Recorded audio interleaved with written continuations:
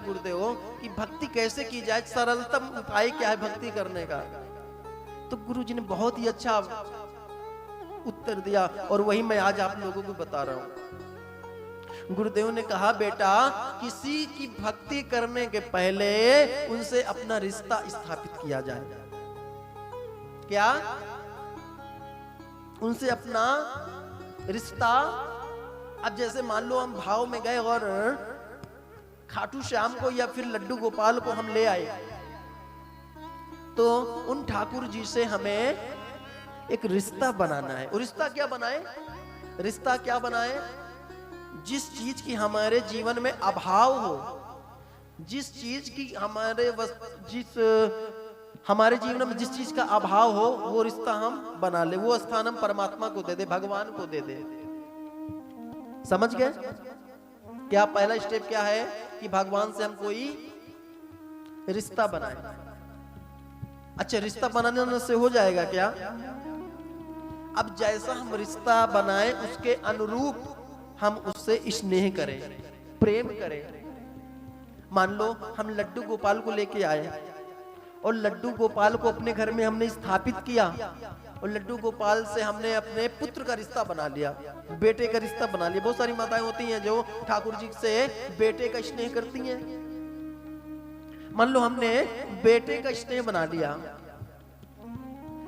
अगर हमारे 2 बच्चे हैं ना, तो अब हमें तीसरा बेटा भी मानना पड़ेगा। अगर हमारे 2 बच्चों का जन्मदिन बनता है ना, तो तीसरे बेटे का भी जन्मदिन मनाओ भाई।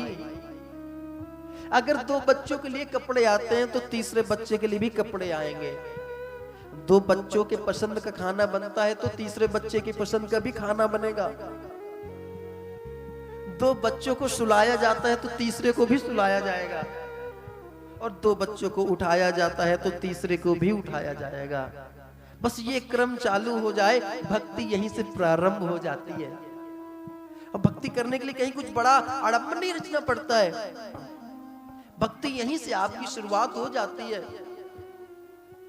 सुबह उठिए और सुबह उठ के ठाकुर जी, अगर मान लो आप स्नान नहीं कर पाते हैं, उठिए, हाथ पैर धो के स्वच्छ होके आइए, ठाकुर जी को उठा दीजिए। ध्यान रहे, ठाकुर जी को उठते ही भूख लगती है तो इनको उठाइए, उठाने के साथ में कुछ चिरौंजी दाने या कुछ खाने के लिए इनके पास रख दीजिए।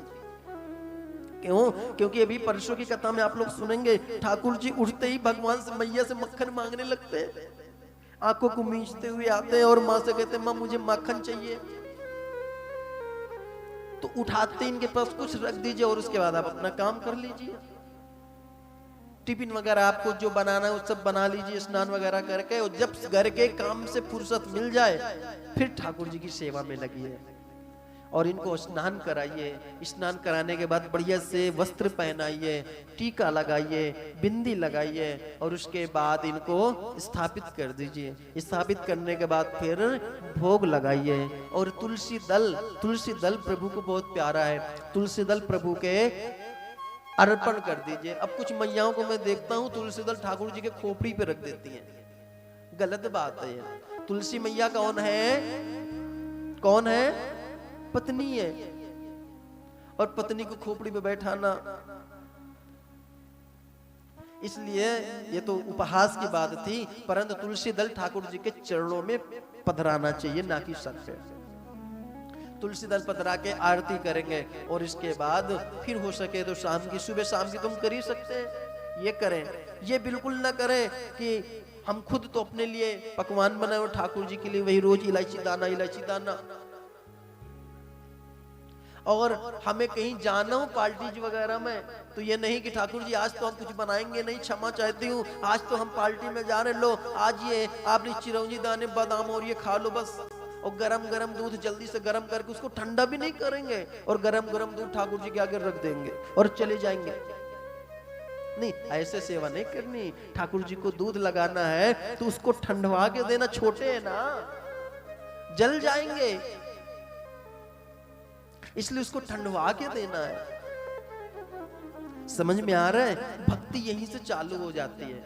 और जब भी कभी समय लगे, साल में एक बार एक धाम के दर्शन जरूर करना। कभी हरिद्वार चले गए, कभी बद्रीनाथ चले गए, कभी तीर्थराज प्रयाग चले गए, कभी अयोध्या चले गए, दर्शन जरूर करना है साल में एक बार। समझ गए? तो इसी से हमारा कल्याण हो जाएगा। दूसरा,